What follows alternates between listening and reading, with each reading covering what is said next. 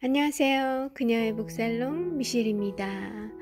네, 오늘은 미하엘 엔데의 모모를 읽어드리려고 해요. 영화로도 많이 알려져 있죠. 그 모모의 커다랗고 아름다운 눈망울이 떠오르는 그 장면 기억하시는 분들 많을 것 같아요. 오늘은 그 스토리 모모의 이야기 속으로 들어가 보겠습니다. 책 속에 모모를 소개하는 그 문장들 좀 읽어 드릴게요. 키는 작았고 대단한 말라깽이였다. 그래서 아무리 자세히 봐도 겨우 8살짜리인지 아니면 벌써 12살이 된 소녀인지 도무지 알 수가 없었다. 아이의 머리는 칠흑같이 새까만 고수머리였는데 한 번도 빗질이나 가위질을 한 적이 없는 듯 마구 뒤엉켜 있었다. 깜짝 놀랄 만큼 예쁜 커다란 눈은 머리 색깔과 똑같이 까만색이었다. 색색까지 알록달록한 천을 이어붙여 만든 치마는 복사뼈까지 치렁치렁 내려왔다. 모모는 그 위에 다 낡아빠진 헐렁한 남자 옷옷을 걸치고 있었다. 네, 모모에 대한 소개였어요. 제가 읽어드리고 있는 이 텍스트는요, 경제학자의 문학살롱이라는 박병률 씨가 지은 책 속에 있는 한 챕터예요. 시간을 돈으로 살 수 있다면 이라는 부제목이 붙어있는 챕터입니다. 이 모모라는 아이를 통해서 작가 미하엘 엔데가 어떤 이야기를, 어떤 메시지를 우리에게 던져주고 싶었는지 그 내용을 좀 더 알아볼게요. 어느 커다란 도시 외진 곳, 둥근 기둥과 성문이 무너진 단모퉁이 한 자락에 과거의 영화를 자랑했던 원형극장 터가 남아있다. 이 터에 어디서에서 왔는지 모르는 여자아이 한 명이 찾아온다. 바로 그 아이가 모모다. 그 아이는 빈털터리다. 유일한 재산은 시간이다. 시간이 돈이 될 수 있을까? 미하엘 엔데의 소설 모모는 시간을 훔치는 도둑과 그 도둑이 훔쳐간 시간을 찾아주는 소녀에 대한 이야기다. 이상한 나라의 앨리스나 오즈의 마법사가 떠오르는 동화 같은 소설이다. 다른 사람의 이야기를 잘 들어주는 모모에게는 친구가 참 많다. 문제가 생긴 사람들은 아무튼 모모한테 가보게 라고 말한다. 특별히 관광 안내원 기기와 도로청소부 배포 할아버지는 모모의 절친이다. 베프인 거죠. 할아버지와 관광 안내원 성인이요. 관광 안내원인 기기는 기기가 이름이에요. 기기는 상상의 나래를 펴는 이야기꾼이고 배포 할아버지는 아주 천천히 빗질을 하는 빗자루질을 청소를 하는 성실한 청소부다. 모두 시간이 넘쳐나는, 그래서 가진 것은 없어도 삶에 여유가 있는 사람들이다. 어느 날 중절 모자에 잿빛 시가를 피우고 납회색 서류 가방을 들고 다니는 회색 신사들이 이 도시에 나타난다. 이들은 1시간, 1분, 아니 1초의 가치를 가장 잘 아는 사람들이다. 알고 보니 시간저축은행의 사원들이다. 이들은 시간을 낭비하는 것을 극히 싫어한다. 일을 하다가 손님과 잡담하게 되는 시간, 연인을 만나는 시간, 또 노래하고 책 읽는 시간, 하루를 반성하는 시간, 심지어 어머니 곁에서 이야기하는 시간도 낭비이다. 이들에게는. 계산을 해보니 이발사 푸지 씨가 42살까지 살면서 잠과 일, 식사, 어머니와 앵무새와 친구와의 대화, 또 노래 등등으로 허비한 시간을 모두 합하면 13억 2451만 2000초나 됐다. 앞으로 남은 시간을 계산해 보니 딱 13억 2451만 2000초다.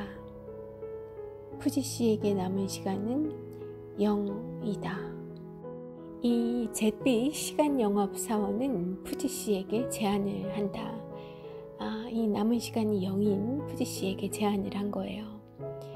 앞으로 20년간 2시간씩 저축하신다면 1억 512만 초라는 어마어마한 재산이 모이는 겁니다. 당신은 62살이 되는 해에야 그 재산을 마음대로 쓰실 수 있게 될 겁니다. 그냥 저축이 아니라 시간저축은행에 맡긴다면 이자까지 주겠다고 하는 거예요. 저축한 시간을 5년 동안 찾지 않으시면, 그러니까 적금처럼 붓기만 하고 빼서 쓰질 않는다면 저축한 시간만큼의 이자를 받게 되는 겁니다. 그러니까 당신의 재산은 5년마다 갑절로 불어나는 거죠. 10년 후면 원래 액수의 4배가 되고 15년 후면 8배, 이런 식이 됩니다. 만약 20년 전부터 매일 2시간씩만 저축하셨더라면 당신은 62살, 그러니까 40년이 되는 해에는 저축하신 양의 256배가 되는 시간을 마음대로 쓰실 수 있었을 겁니다. 269억 1072만 초입니다.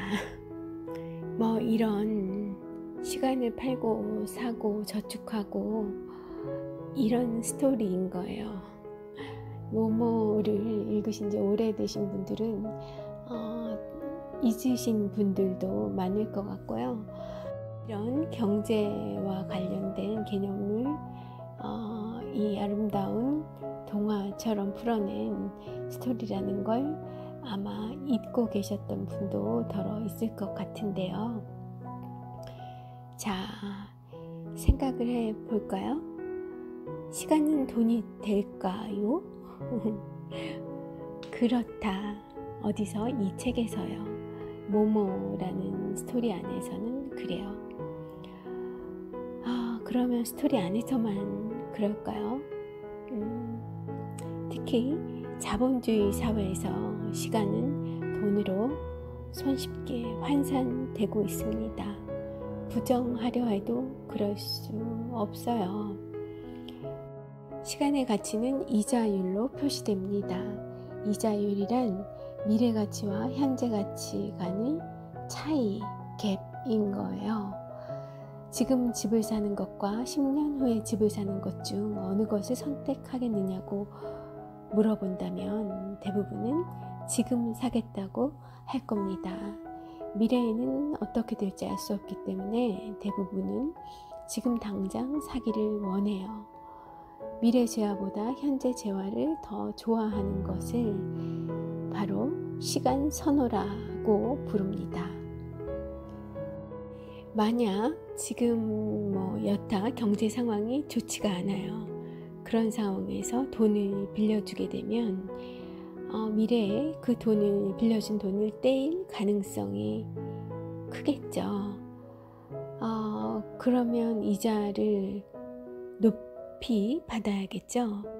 떼일 가능성이 높기 때문에 그 리스크 관리 차원에서 아마 높은 이자를 받아야 할 겁니다.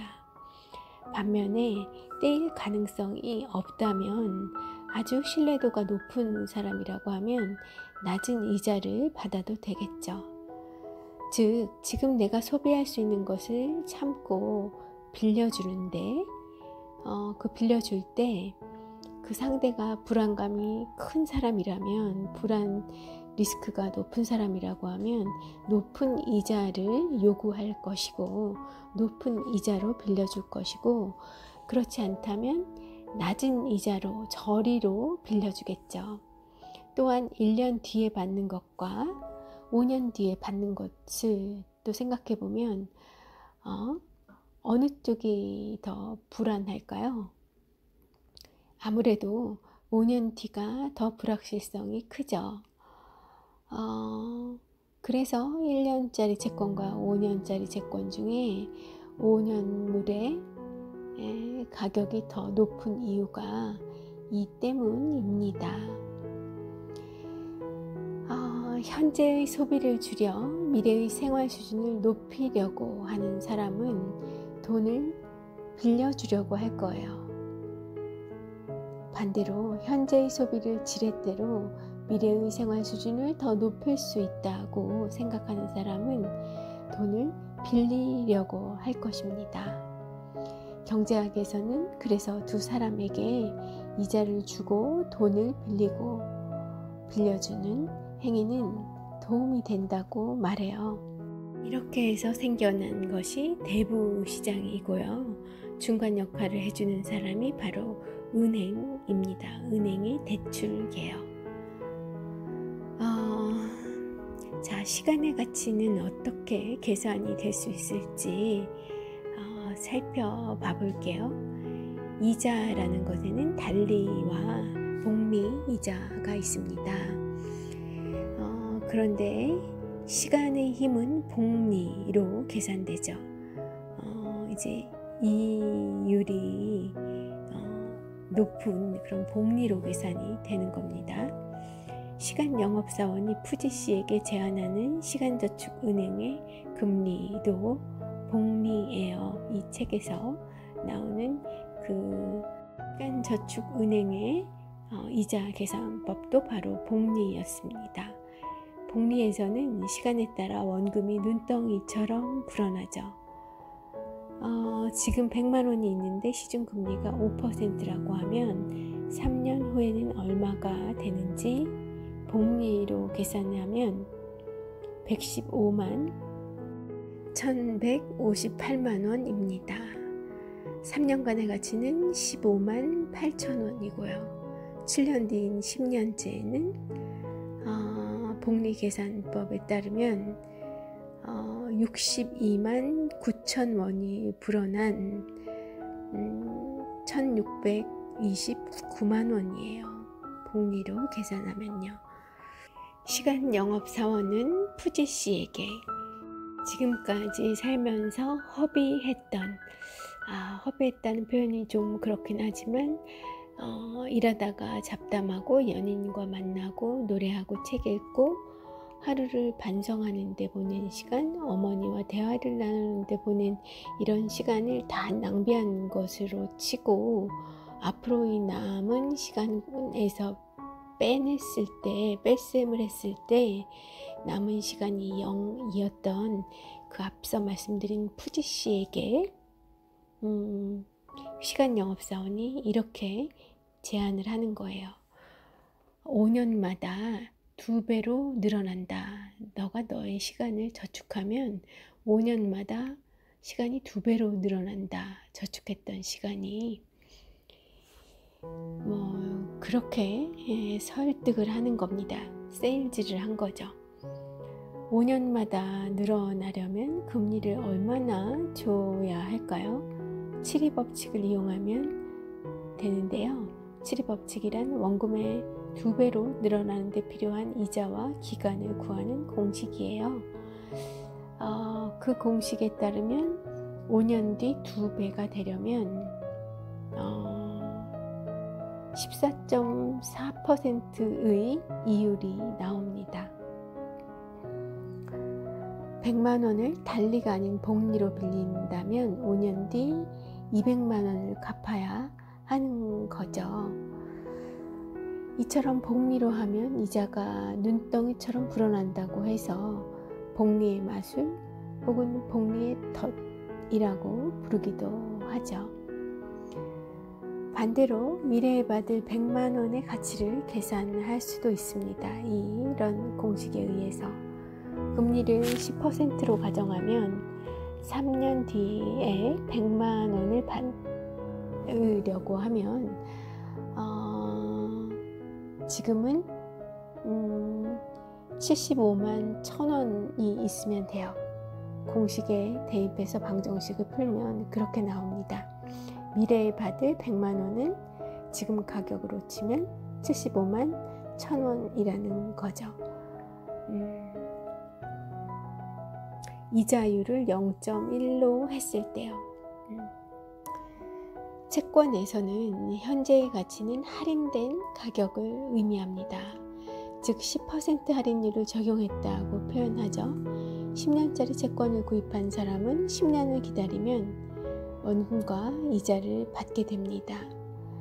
그렇지만 이러저러한 사정으로 중간에 갑자기 돈이 필요해지면 이 채권을 그때까지 10년 동안 기다리지 못하고 그 전에 할인해서 판매를 하죠. 3년 뒤 원금과 이자를 합쳐 100만 원을 받을 채권을 지금 팔게 된다면 75만 1,000원에 팔면 손해를 보지 않는다고 생각할 수 있는 겁니다. 또 채권에서는요, 현재의 가치는 할인된 가격을 의미하죠. 즉 10% 할인율을 적용했다고 표현하는데요. 10년짜리 채권을 구입한 사람은 10년을 기다리면 원금과 이자를 받게 된다는 거죠. 되는 경우에 해당합니다. 하지만 이런저런 사정으로 중간에 갑자기 돈이 필요해지면 이 채권을 10년짜리 채권을 할인해서 판매하죠. 3년 뒤 원금과 이자를 합쳐 100만 원을 받을 채권을 지금은 75만 1,000원에 팔면 손해를 보지 않는다고 생각할 수 있는 겁니다. 자, 소설 모모 속에서 시간저축은행에 시간을 맡긴 우리의 푸지 씨는 이제 시간이 없어요. 여가 부모님과 대화할 시간, 연인과 사랑을 나눌 시간이 이제 없습니다. 다 은행에 저축을 한 거죠. 그래서 이제 푸지 씨는 일만 합니다. 어머님과 이야기할 시간, 사랑하는 연인에게 편지를 쓸 시간, 자기 전에 명상할 시간을 아끼고 오로지 일만 해요. 고객의 머리를 손질하면서 나눴던 잡담을 줄이니 30분에 할 일을 20분에 처리하게 됐죠. 이른바 일의 효율이 높아졌고 생산성이 높아졌습니다. 혼자서 이발을 하던 푸지 씨는 변습생 둘을 더 들였고 더 열심히 일을 했어요. 푸지 씨뿐만 아니라 시간 절약, 나날이 윤택해지는 삶, 시간은 돈과 같다, 그러니 절약하라는 모토 아래 모모의 친구들은 열심히 일하기 시작했습니다. 그들의 지갑은 확실히 두꺼워졌어요. 하지만 그럴수록 자신의 삶이 점점 빈곤해지고 획일화되고 차가워지고 있다는 사실을 그들은 느끼지 못했습니다. 자, 이렇게 해서 친구들이 모모에게 찾아올 시간이 없어진 거죠. 혼자 남게 된 모모 앞에 거북 카시오페아가 나타납니다. 카시오페아는 모모를 데리고 어디론가로 가죠. 그곳에는 사람들에게 시간을 나눠주는 호라 박사가 있었어요. 모모와 호라 박사는 어떻게 이 회색인들을 물리칠까요? 그리고 그들의 친구를 빼앗긴 시간으로부터 시간의 저당 잡혀버린 그들의 친구들을 원복 탈출시킬 수가 있을까요? 회색인들이 쥐야장천 피우는 시가에 비밀이 숨어 있었습니다. 자, 경제학은 시간의 가치를 표현하지만 미하엘 엔데는 숫자가 놓친 것이 있다고 지적합니다. 시간은 삶이며 삶은 우리 마음속에 깃들어 있는 것이라고 이야기해요. 시간은 단지 숫자로만 환산될 수 없는 그 자체가 곧 삶이며 그리고 우리 마음이라고 이야기하는 거죠. 한국인들은 시간을 돈으로 바꾸는데 아주 익숙해져 있습니다. 새벽같이 일어나 일터에서 온종일 일하고 그것도 모자라 초과수당을 받으며 밤샘 근무를 합니다. 소녀 모모가 우리 앞에 있다면 이렇게 이야기해 줄 것 같아요. 그 시간 사랑하는 사람과 맛있는 저녁을 먹고 여행을 다니며 잊지 못할 추억을 쌓으세요. 그것이야말로 더 큰 가치가 있답니다. 라고요. 자, 이 말은 제 주변의 많은 사람들에게도 해주고 싶은 말이네요. 또 해왔던 얘기이기도 하고요. 그렇지만 이미 그 세계에 살고 있는 사람들에게는 어떤 말도 잘 들리는 것 같지가 않더라고요. 본인이 어떤 큰 계기가 있어서 스스로 자신의 모습을 객관적으로 바라보게 되는 순간을 만나기 전까지는 어떤 말도 사실 도움이 되지 않더라고요. 안타까운 일이죠. 자, 오늘은 모모라는 소녀를 통해 시간을 돈으로 바꾸어 버린 우리의 친구들 이야기를 해보았습니다. 그들이 다시 그 돈을 시간으로 바꾸고 우리에게 건너오기를 바라보면서 오늘 미셸은 물러가도록 할게요. 좋은 하루 보내시고 또 저는 좋은 책으로 찾아오겠습니다. 함께 해주셔서 감사해요.